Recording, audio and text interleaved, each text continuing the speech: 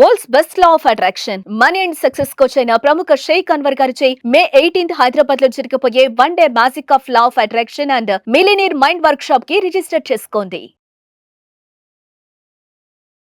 Welcome to Sumanti. నేను మీ సుమంటి వినాగ్. చాలామంది గోచార రీత్యా కనుక మనం చూసుకుంటే మ్యారిటల్ లైఫ్లో కొన్ని దోషాలు శాపాలు ఉండేటువంటి అవకాశం ఉంటుంది. వేదిక్ ఆస్ట్రాలజీ అటువంటి వాటికి ఏం చెప్తుంది? ఈరోజు మనతో పాటు వేదిక్ ఆస్ట్రాలజీ ఉమాగారు ఉన్నారు. అది వారి మాట్లాడాలని తెలుసుకుందాం.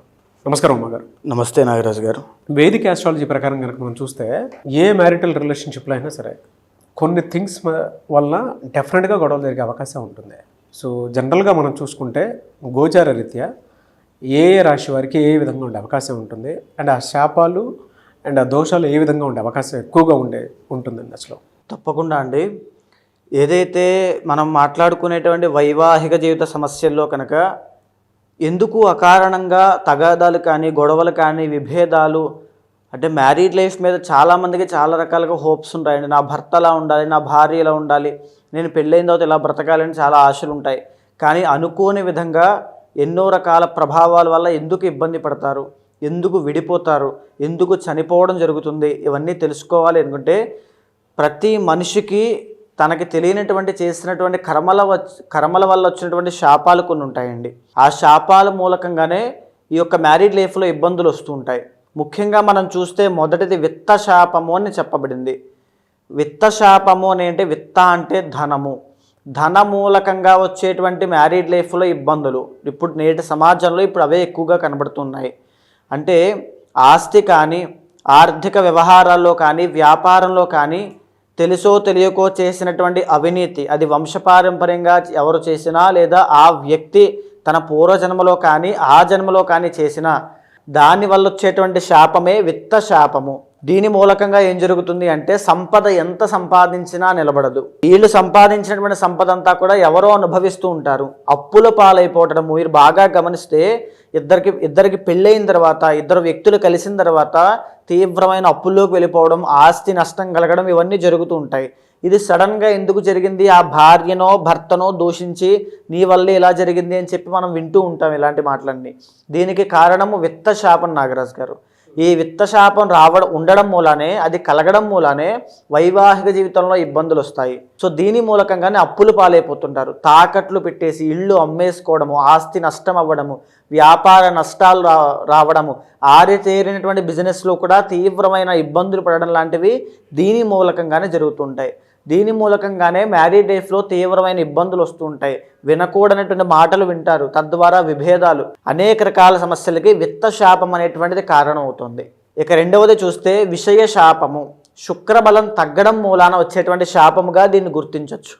అంటే వంశపారంపర్యంగా లేదా ఆ వ్యక్తి కానీ పూర్వజన్మలో కానీ ఆ జన్మలో కానీ తెలుసో తెలియకో పరస్త్రీ వ్యామోహంలో పడిన లేదా పరపురుషుని వ్యామోహంలో స్త్రీ పడిన భార్య, దానివల్ల వచ్చేటువంటి కర్మ ఊరికే వదిలిపెట్టదు. అదే విషయ శాపంగా మారి భార్యాభర్తల మధ్యలో అనుమానాలకి, ప్రేమానురాగాలు తగ్గడానికి దారితీస్తుంటుంది. ఈరోజు మీరు చూస్తే నాగరాజు గారు చాలామంది భర్త భార్యని కొట్టడము, అనుమానించడము, లేకపోతే బెదిరించడము, ఆ అనుమానం అనేటువంటి జబ్బుతో భార్య చాలా ఇబ్బంది పడుతూ ఉంటుంది. పడరాని మాటలన్నీ పడుతూ ఉండడము, అసలు ఏమీ లేని పరిస్థితిలో కూడా ఇలాంటి మాటలన్నీ విని చనిపోవడానికి ఆత్మహత్య చేసుకోవడానికి సిద్ధపడిన వాళ్ళు చాలామంది ఉన్నారు. చాలా నక్షత్రాల వాళ్ళండి. సో దీని అంతటికీ కారణము విషయ శాపం అనేటువంటిది ఉంటుంది. ఆ విషయ శాపము భార్య కానీ భర్త కానీ చేసుకున్నటువంటి కర్మ వల్ల, ఎవరైతే వేరే వాళ్ళ మీద వ్యామోహం పెరిగి చేసుకున్నటువంటి కర్మ వల్ల చాలా మంది అఫైర్స్ మీరు చూస్తే ఈ యొక్క శాపం పరస్త్రీ వ్యామోహము, ఈ శాపం మూలకంగానే ఇక్కడ సంపాదించిన డబ్బంతా తీసుకెళ్ళి అక్కడ పెట్టడము, వీళ్ళ యొక్క కుటుంబానికి సంతానానికి డబ్బులు లేకపోవడము, ఈ యొక్క శాపం మూలకంగానే వ్యసనాల బారిన పడడము, జూదం అనేటువంటిది అలవాటు అవ్వడము, డబ్బులన్నీ నాశనము, ఆస్తి నాశనం చేయడము, ఇవన్నీ కూడా కుటుంబం అంతా విచ్ఛిన్నం అవ్వడం అనేటువంటిది ఇక్కడి నుంచే ప్రారంభమవుతుంది. అయితే ఇక మూడవది ఏంటి అంటే వంశ శాపము అని ఉంటుంది నాగరాజు గారు. వంశపారంపర్యంగా ఎవరైనా సరే పవిత్ర జీవరాశులుగా పిలువబడేటువంటి సర్పాలను చంపినా, హింసించినా, లేదా అవి కలిసినప్పుడు వాటిని విడగొట్టే ప్రయత్నం చేసినా ఈ వంశశాపం అనేటువంటిది వస్తుంది. దీనిని మనం జాతకంలో పంచమ స్థానంలో కేతువు, పంచమంలో రాహువుగా, పంచమంలో శని భగవానుడుగా, పంచమంలో శని రాహుల కాంబినేషన్గా గుర్తిస్తూ ఉంటాం, లేదా కాల సర్పదోషంగా. దీని మూలకంగా ఏం జరుగుతుందంటే సంతానము కలగకపోవడము, మిస్క్యారీ అవ్వడము, పుట్టినటువంటి సంతానము బాల అరిష్టంతో జన్మించడము, మాటలు సరిగ్గా రాకపోవడము, ఇంకా చైతన్యం రాకపోవడము, అవిజ్ఞానం రాకపోవడము, విద్యలో అభివృద్ధి లేకపోవడము, చిన్న వయసు నుంచి ఆరోగ్య సమస్యలు, వ్యసనాలు, జోదరిలాగా అయిపోవడము, తల్లిదండ్రుల మాట వినకపోవడము, తద్వారా వచ్చేటువంటి మ్యారీడ్ లైఫ్లో ఇబ్బందులు, ఇవన్నీ కూడా ఈ వంశశాపం మూలకంగా వస్తుంటాయి. ఈ వంశశాపం అనేటువంటిది చాలా తీవ్రమైందండి. ఒక ఇంటి యొక్క శాంతిని మొత్తాన్ని భంగం చేసేస్తుంది. ప్రశాంతంగా ఎవరు ఉండలేరు. తరువాత 4వది కర్మవశము అని ఉంటుందండి. కర్మవశము అని అంటే ఉదాహరణకి భార్యాభర్తలు జాతకాలు చూసుకుని చేసుకున్నా, చూసుకోకుండా చేసుకున్నా, లవ్ మ్యారేజ్ చేసుకున్నా, ఇద్దరి యొక్క మనస్తత్వాలు కుదరకపోవడము, ఈగో ప్రాబ్లమ్స్కి వెళ్ళడము, నువ్వా నేనా అనేటువంటిది, ఇద్దరికి డబ్బులుంటాయి, ఇద్దరు కుటుంబాలు బాగుంటాయి, వీళ్ళకి ఒకరికొకరు నచ్చదు అంటే బిఫోర్ అండ్ ఆఫ్టర్లా ఉంటుంది. గొడవలు అవ్వడము, పెద్ద మనుషుల దగ్గరికి వెళ్ళడము, విడాకులు, లేదా పెళ్ళైనటువంటి వెరీ షార్ట్ పీరియడ్ ఆఫ్ టైంలోనే వైధవ్యం అనేటువంటిది కలగడము, అంటే భర్త చనిపోవడం లాంటివి జరుగుతూ ఉంటాయి. సో దీన్ని అష్టమ స్థానంలో ఉండేటువంటి కుజుడు కుజదోషంగా, కర్కోటక అనేటువంటి కాలసర్పదోషంగా గుర్తించవచ్చు. అష్టమ స్థానంలో రాహు, ఈ యొక్క కేతు ప్రభావం వల్ల. ఈ యొక్క కర్మవశం అనేటువంటిది ఎవరికైతే ఉంటుందో వాళ్ళు ప్రశాంతంగా ఉండలేరు. Within 1 year తిరగకుండానే విడిపోతుంటారు. ఇది కర్మవశం. పూర్వజన్మలో చేసుకున్నటువంటి కర్మ, తరతరాలుగా వచ్చినటువంటి కర్మ, ఎక్కువగా సంతానాన్ని పొందడము, ఇవన్నీ కూడా శాపాన్ని గుర్తించేటువంటి విధానంగా మనం చెప్పచ్చు. అయితే ఈ యొక్క కర్మశాపాన్ని ఇంకా మనం గుర్తించాలి అంటే భార్యాభర్తలు దూరం అవ్వడం అండి. ఐదర్ భార్యకి యాక్సిడెంటే దూరం అయినా, తీవ్రమైనటువంటి ఆరోగ్య సమస్య చిన్న వయసులో పెళ్ళైన తరువాత వచ్చి దూరమైనా, భర్తకి ఆరోగ్య సమస్య వచ్చి దూరమైనా, యాక్సిడెంట్స్ ప్రమాదంలో గురై దూరమైనా, ఎలాగైనా సరే వాళ్ళిద్దరూ కలిసి ఉండడం అనేటువంటిది జరగదు. డివోర్స్ అయినా అవుతారు, డివోర్స్ అయినా, విడిపోవడమైనా, పెద్ద మనుషులు, తగాదాలు, కేసులు, కోర్టు, ఈ యొక్క సెటిల్మెంట్లు, ఇవన్నీ కూడా కర్మవశంలోకి వస్తాయి. నాగరాజ్ గారు, అంటే దీని ప్రకారం చూసుకుంటే అంటే మకర రాశి వారికి కనుక మనం చూస్తే గోచార రీత్యా wife and husband relationship, marital రిలేషన్షిప్లో శాపాలు కానీ దోషాలు కానీ ఏ విధంగా ఉండే అవకాశం ఉంటుందంటారు ఈ 4గిట్లో? తప్పకుండా అండి.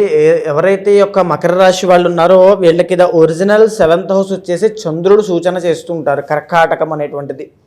సో మేజర్గానే వీళ్ళకి ఏంటి అంటే పెళ్ళి అవుతుంది, పెళ్ళయిన తర్వాత ఒక సాటిస్ఫాక్షన్ అనేటువంటిది లేకపోవడము, పుట్టింట్లో ఉంటేనే బాగుంది, నా అత్తగారి ఇంట్లో నాకు ఒక రకమైన సంతృప్తి కానీ ఆనందము కానీ ఏదీ లేదు అనే విషయాన్ని కూడా బయటికి చెప్పలేనంతలాగా క్షోభ అనేటువంటిది చాలా ఎక్కువ ఉంటుంది.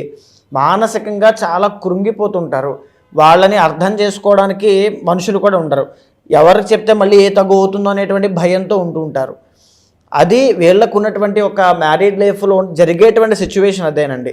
ఇష్టమైనటువంటి వ్యక్తిని చేసుకున్నప్పటికీ కూడా పెళ్లి తర్వాత ఆర్థిక పరిస్థితులు బాగోలేకో, అనుకున్నటువంటి స్థాయిలో భర్త సరిగ్గా పని చేయట్లేదు అంటే, పెళ్లికి ముందు ఇలా లేదు కదా, పెళ్లి తర్వాత ఏంటి ఇలాంటి పరిస్థితులు ఇలా ఉన్నాయని చెప్పి ముందు నుయ్యి వెనక గొయ్యి అంటూ ఉంటామండి. అటు ఆయన వద్దనలేరు, మళ్ళీ వెనక్కి పుట్టింటికి వెళ్ళలేరు. అలాంటి పరిస్థితుల్లో ఈ యొక్క మకర రాశి వాళ్ళు ఉండే అవకాశం ఉంటుంది. ఇది విత్త శాపము మూలకంగా వస్తుంది. అంటే పెళ్లి తర్వాత ఆర్థిక పరిస్థితి అయినా, ఫ్యామిలీ ఎమోషన్స్ అయినా, లేకపోతే వాళ్ళ యొక్క సైకలాజికల్ బ్యాలెన్స్ అయినా ఏది సరిగ్గా ఉండదు. ఎందుకంటే వాళ్ళకి ఆనందం ఉండదు.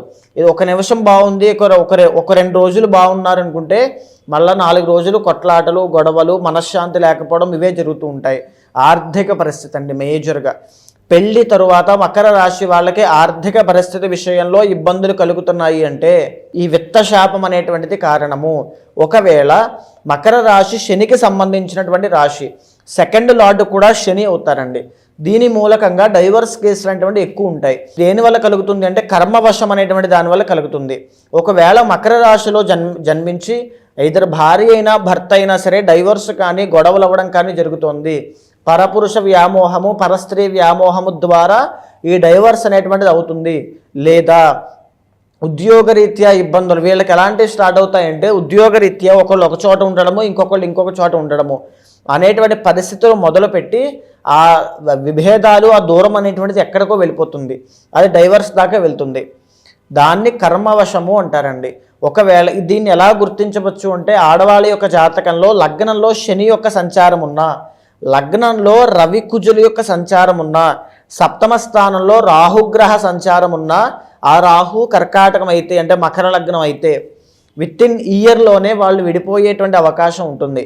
ఇది ఎందుకు చెప్తున్నానంటే పెళ్లి చేసుకునే ముందే జాతకములు చూపించుకుని కనుక తగినటువంటి పరిహారములు ఆచరిస్తే ఫ్యూచర్లో పెళ్ళైన తర్వాత ఎలాంటి ఇబ్బందులు ఉండవు నాగరాజు గారు. ఓన్లీ ఒకటి చేసేటువంటి పొరపాటు ఏమిటి అంటే పెళ్లి చేసుకునేటువంటి సమయంలో పాయింట్లని జంతువుల మీద మాత్రమే ఆ యొక్క ప్రైమరీగా చూసుకునేవి మాత్రమే చూసుకుని ముందుకు వెళ్ళడం మూలన ఇలాంటి ఇబ్బందులు వస్తూ ఉంటాయి. ఇలాంటి శాపములు గుర్తించలేక ముందుకు వెళ్ళి ఇబ్బంది పడుతూ ఉంటారు. బాగా గమనిస్తే కొంతమంది ఇంట్లోకి వచ్చిన వేళ మహాలక్ష్మి కలిసి వచ్చింది అంటారు, కొంతమంది ఇంట్లోకి వచ్చిన వేళ అన్నీ పోయాయండి దరిద్రం పట్టిందండి అంటారు. ఆ మాట ఎవరికి చెందుతుంది? ఆ అమ్మాయికే చెందుతుంది. ఆ అమ్మాయి చేసిన తప్పు ఏమిటి? ఏమీ లేదు. కారణం ఏమిటి అంటే తెలుసో తెలియకో పూర్వ జన్మల ద్వారా వచ్చినటువంటి విత్త శాపము.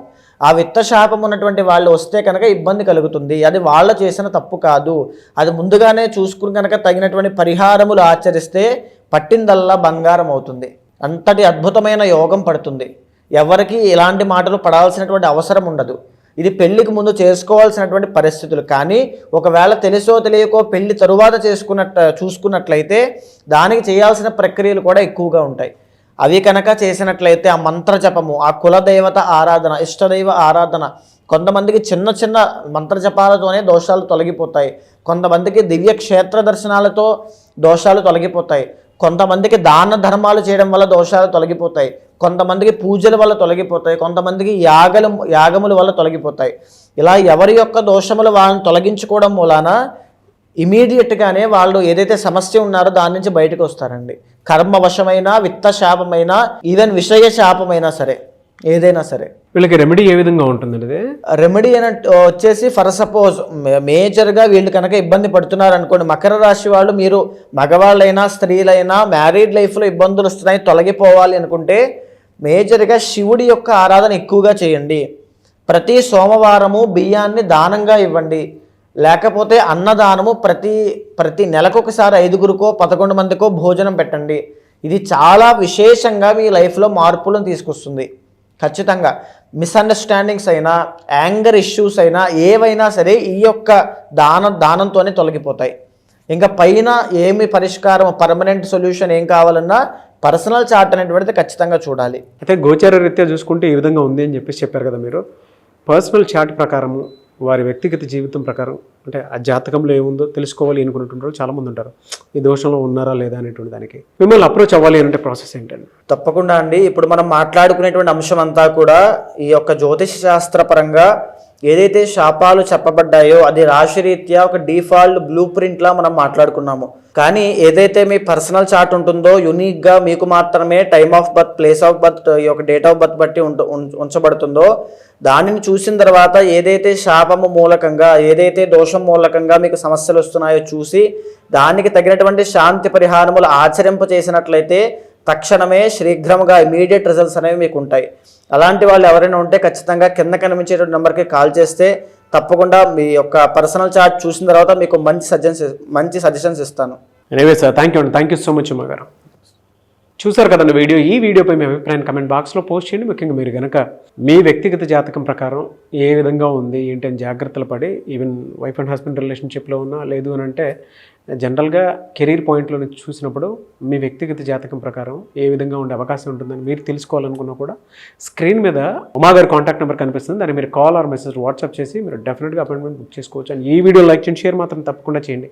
ఇలాంటి మరిన్ని వీడియోస్ కోసం మా ఛానల్ ఫాలో అవ్వండి. Thank you.